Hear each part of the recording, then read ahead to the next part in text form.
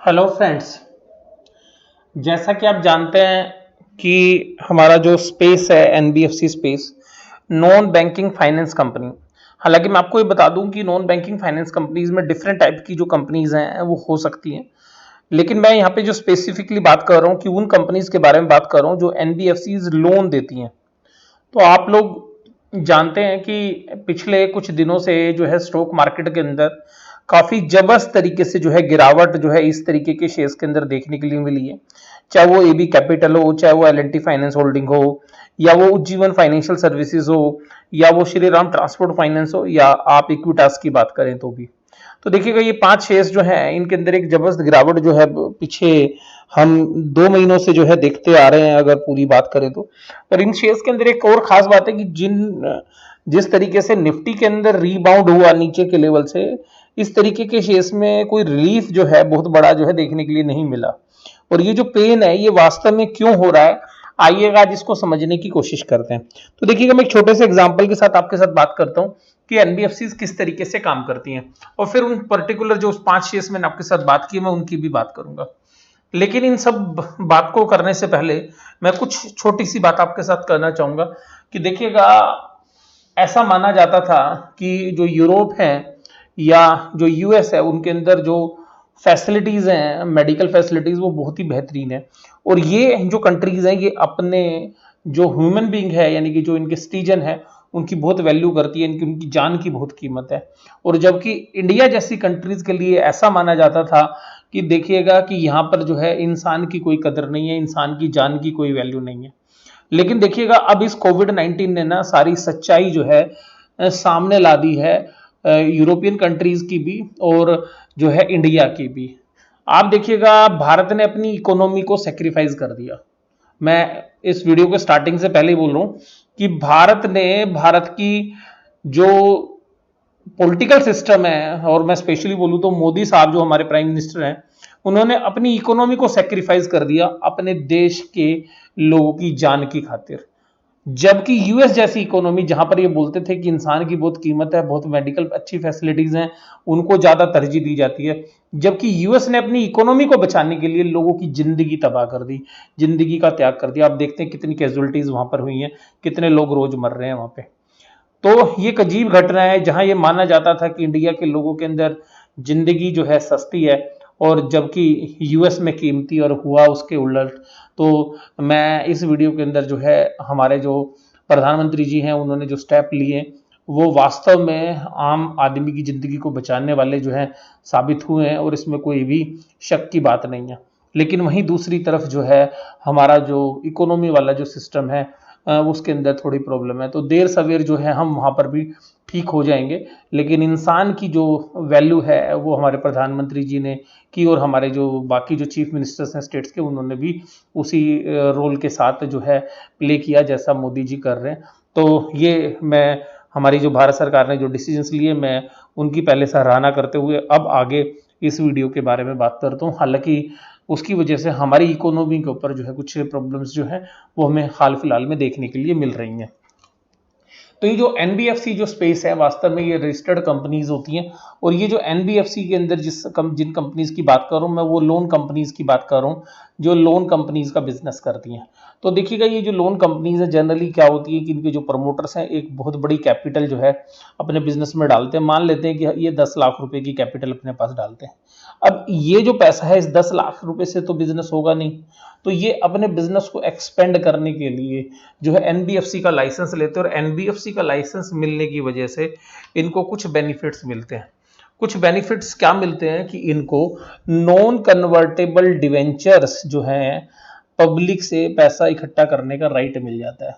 हालांकि ये डिपॉजिट्स की तरह नहीं है पब्लिक, तो इन पे जो रेट ऑफ इंटरेस्ट होता है जनरली बैंक की एफडी से 1-2% ज्यादा होता है। जैसे इंडिया के अंदर 9% से लेके 12% तक ये जो है जनरली मिल जाता है। और उसके ये डिपेंड करता है कि इन एनबीएफसीज की खुद की क्रेडिट रेटिंग एजेंसीज कैसी, अगर इनकी रेटिंग एजेंसी अगर इनको कम रेट करती है तो इनको हो सकता है कि जो रेट ऑफ इंटरेस्ट है वो 15% तक भी पैसा मिले। लेकिन ये जो कंपनीज हैं यहाँ पर इस पैसे को जो मिलता है, मान लीजिएगा ये 90 लाख रुपए है और ये 90 लाख रुपए कंपनी ने लिया, तो ये जो कंपनी के पास 100 लाख रुपए हुए तो कंपनी इस 100 लाख रुपए को लोन्स एंड एडवांसेस में यूटिलाइज करने की कोशिश करती है, और यहाँ पर जो वो इंटरेस्ट चार्ज करती है वो 18% से लेके और 36% तक के जो है होते हैं, और अगर रेट ऑफ इंटरेस्ट कम होते हैं तो प्रोसेसिंग फीस जो है चार्ज करती है। तो एक बहुत बड़ा जो इंटरेस्ट का मार्जिन होता है ये एनबीएफसीज की इनकम का सोर्स होता है। तो ये जो एनबीएफसीज हैं ये करीबन 4% से लेके और 10% तक का जो नेट इंटरेस्ट मार्जिन है उनको कमाती है। अब ये जो कंपनियां हैं ये वास्तव में आप कहेंगे तो इनकी सारी उंगलियां जो है घी में रहती हैं, आप ये भी कह सकते हैं। लेकिन अब यहां पर समस्या क्या आ रही है? अब यहां पर जो समस्या आ रही है वो दूसरे वाली है। अब समस्या यहां पर दूसरे वाली समस्या क्या है कि इन कंपनीज के अंदर जो समस्या है वो ये हो रही है कि यहां से जो पब्लिक से पैसा मिल रहा था एनसीडी के द्वारा, जो रिटायर्ड लोग हैं या जो गवर्नमेंट एम्प्लॉइज हैं या जिनके पास बहुत अच्छे अमाउंट्स हैं, उन लोगों से ये पैसा इकट्ठा करते थे, और दूसरा ये इकट्ठा करते थे बैंक से। तो अगर यहाँ पे एनसीडी से पैसा नहीं मिलता तो बैंक फाइनेंसिंग से।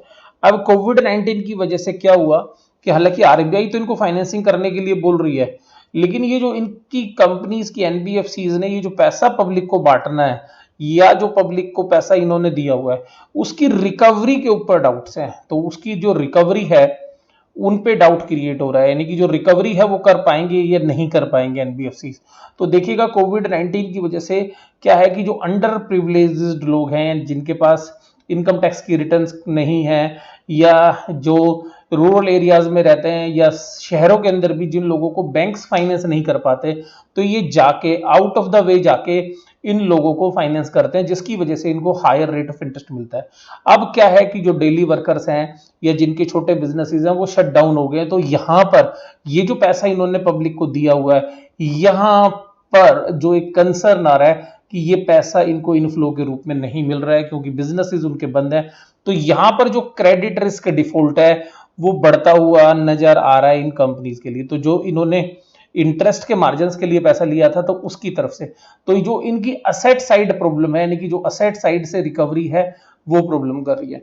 दूसरी तरफ बात करेंगे कि यहां से बैंक से फाइनेंसिंग नहीं मिल रही है, केवल उन्हीं एनबीएफसी को फाइनेंसिंग मिल रही है जिनकी क्रेडिट रेटिंग्स बहुत अच्छी है, यानी कि जिनको प्रॉब्लम नहीं है। दूसरी बात है एनसीडी, तो जिनके पास नॉन कन्वर्टेबल डिवेंचर्स हैं वो रिडेम्पशन के लिए प्रेशर डाल रहे हैं।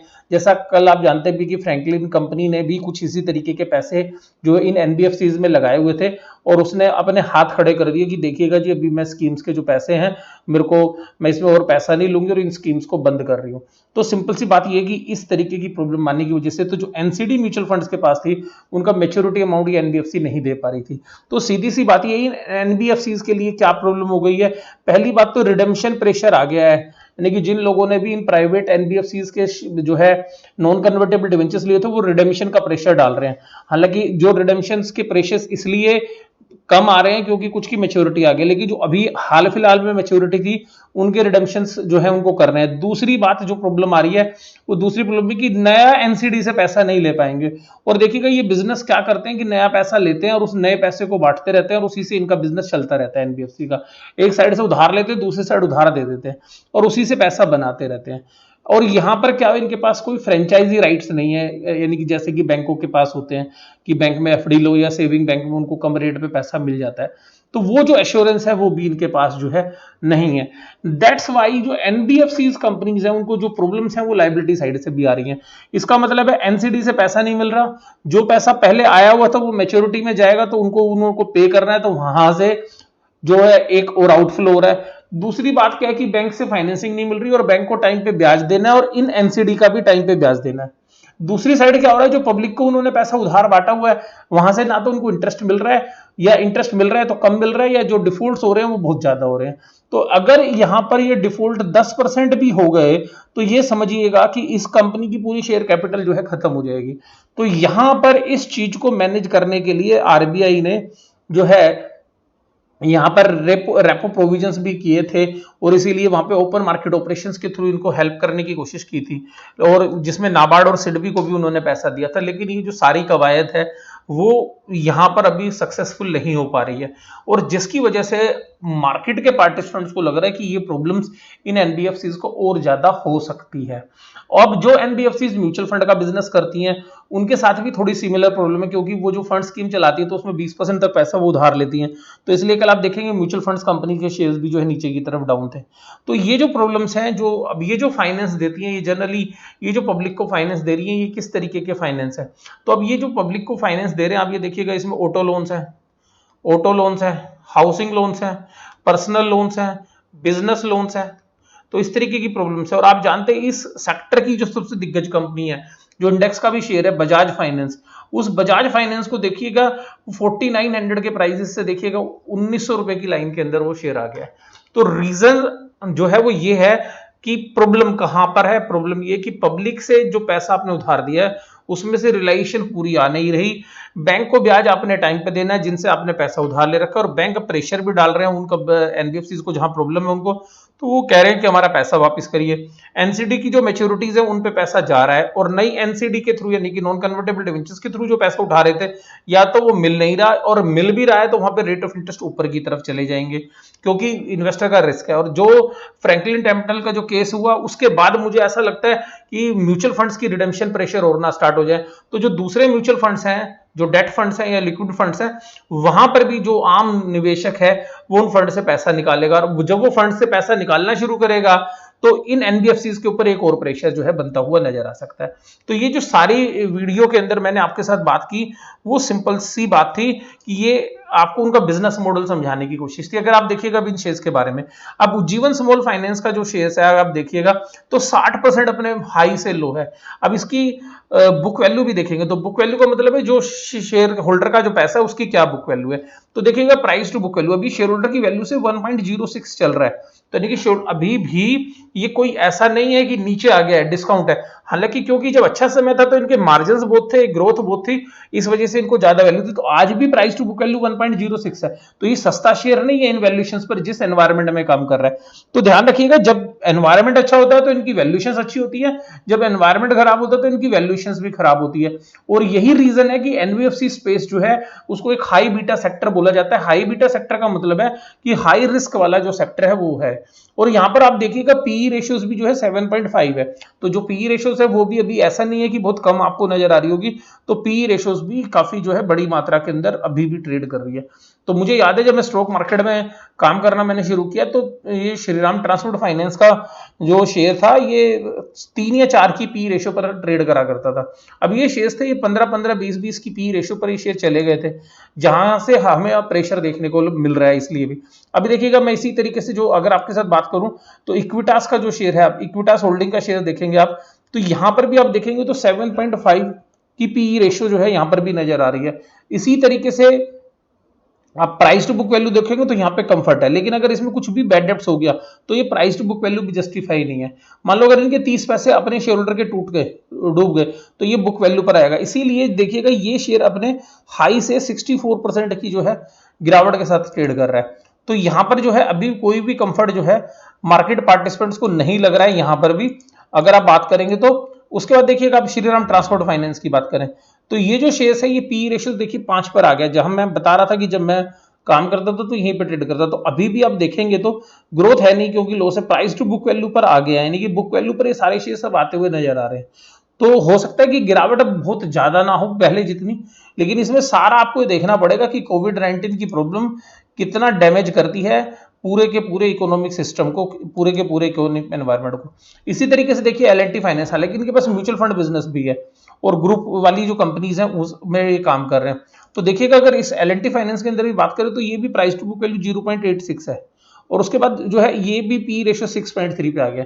तो सब उसी तरफ आ रहे हैं जहां पर कि एनवायरनमेंट कैसा है, जहां पर कि एनवायरनमेंट जो है प्रॉब्लम क्रिएट कर रहा है, तो इनको नीचे की तरफ लाया जा रहा है। तो जो सेफ खेलने वाले लोग हैं या जो कम रिस्क लेने वाले लोग हैं वो जनरली इस तरीके के शेयर्स में पैसा नहीं लगाते, लेकिन फिर भी जो रिस्की ट्रेडर्स हैं या जो रिस्की इन्वेस्टर्स हैं वो एनबीएफसी स्पेस में इन्वेस्ट करते हैं, क्योंकि इनमें रिटर्न्स जब अच्छे समय होता है तो बहुत अच्छी बनने की संभावना होती है। तो अब लॉस के अंदर कंपनियां चली गई हैं, प्राइस टू बुक वैल्यू यहाँ पर आप देखिएगा 0.86 है, और अगर एक दो बड़े अकाउंट भी अगर इनके जो है डेट्स बैड डेट्स में कन्वर्ट हो जाते हैं तो बहुत बड़े जो इश्यूज बन सकते हैं। आदित्य बिरला कैपिटल के अंदर भी सेम देखिएगा 1.02 है, लेकिन इसमें म्यूचुअल फंड बिजनेस की वजह से काफी बड़ा बिजनेस है, इंश्योरेंस बिजनेस भी इसके पास है, तो आप देखिएगा ये अभी भी जो है 15 की पी रेशियो पर जो है काम कर रहा है। तो आप ये नहीं कह सकते कि ये प्योरली जो है एनबीएफसी बिजनेस है। एनबीएफसी के अंदर जो लोन वाला बिजनेस भी इनका काफी बड़ा है, 50% के आसपास वही बिजनेस है। बाकी जो इंश्योरेंस है, जनरल इंश्योरेंस है, म्यूचुअल फंड्स है, एसेट्स मैनेजमेंट कंपनीज है, तो उस तरीके के बिजनेस है, उस वजह से जो ये अभी भी आपको 15 की पी रेशियो पर दिख रहा है। और जहां पर बात करें इक्विटास की और उज्जीवन स्मॉल फाइनेंस बैंक की या उज्जीवन फाइनेंशियल सर्विसेज की, तो वहां पर आप देखिएगा उनके पास क्या है कि वो ऐसी जगह पर लोन को पे कर रहे हैं जो डेली वेजेस अर्नर्स है, तो वहां पर उन्होंने बहुत बड़ा पैसा दिया हुआ है इक्विटास ने, और जो है क्या नाम है उज्जीवन ने। इसके अलावा बंधन बैंक का भी वहीं पर एक्सपोजर है काफी ज्यादा। तो यही रीजन है कि जब ये मार्केट में इस तरीके की प्रॉब्लम हुई, अगर डेली अर्नर्स जो है वो पैसा नहीं कमा पाएंगे, और कुछ लोगों के तो ऐसी भी संभावना व्यक्त की जा रही है कि उनके शटर बंद ना हो जाए या वो वहां से अपनी लोकेशन को ना चेंज कर ले, तो जो रिकवरी की प्रोसेस है इन एनबीएफसी के लिए जो है बहुत बड़ी जो है प्रॉब्लम क्रिएट कर सकती है। तो ये रीजन जो है जिसकी वजह से एनबीएफसी स्पेस को जो है आज लाइक नहीं किया जा रहा है, इसलिए जो मार्केट की दिग्गज कंपनी है एनबीएफसी स्पेस में बजाज फाइनेंस लिमिटेड, वो भी जो है गिरावट के साथ ट्रेड कर रही है, और हैवी ट्रेड जो है लॉसेज वहां पर हो रहे हैं। और उसके साथ जो उसकी होल्डिंग कंपनी है बजाज फिनसर्व लिमिटेड, और उसमें भी सिमिलर तरीके की जो है प्रॉब्लम्स देखने के लिए मिल रही है। तो ये वीडियो में मैंने आपको समझाने की कोशिश की कि किस तरीके से ये जो कंपनियां हैं ये प्रॉब्लम्स में हैं। अब ये प्रॉब्लम कैसे सॉर्ट आउट होगी, देखिएगा इसमें गवर्नमेंट का इनिशिएटिव काफी इंपॉर्टेंट है, आरबीआई का इनिशिएटिव काफी, और दूसरी बात है कि जो पोजीशंस कोविड-19 के बाद कब नॉर्मलाइज होती हैं, ये सब फैक्टर्स जो है बहुत इंपॉर्टेंट रोल प्ले करेंगे। तो इस वीडियो के अंदर मैंने आपको सारी बातें समझाने की कोशिश की। आपको ये वीडियो कैसी लगी जरूर से जरूर आप मुझे कमेंट बॉक्स में बताइएगा, और इस तरीके की वीडियो जो है मैं आपके साथ पेश करता रहूं, उसके लिए आप मेरे को थोड़ा मोटिवेट करते रहिएगा, इसलिए वीडियो को जो है लाइक करिएगा। और आपको लगता है कि और भी जो दोस्त हैं आपके उनके काम की हो सकती है वीडियो, तो प्लीज़ इसको जो है शेयर भी करते रहिएगा। और चैनल सब्सक्राइब नहीं किया है तो चैनल भी सब्सक्राइब करिएगा कम से कम, और विद बेल आइकन, जिससे कि आगे भी आपको नोटिफिकेशंस मिलती रहे। और किसी तरीके के जो भी इश्यूज होते हैं मार्केट के अंदर, उनके अंदर जहां पर भी पॉसिबल होगा मैं आपके साथ वीडियो शेयर करता रहूंगा, इसलिए चैनल को सब्सक्राइब करना ना भूलिएगा। वीडियो देखने के लिए धन्यवाद। Thank you very much.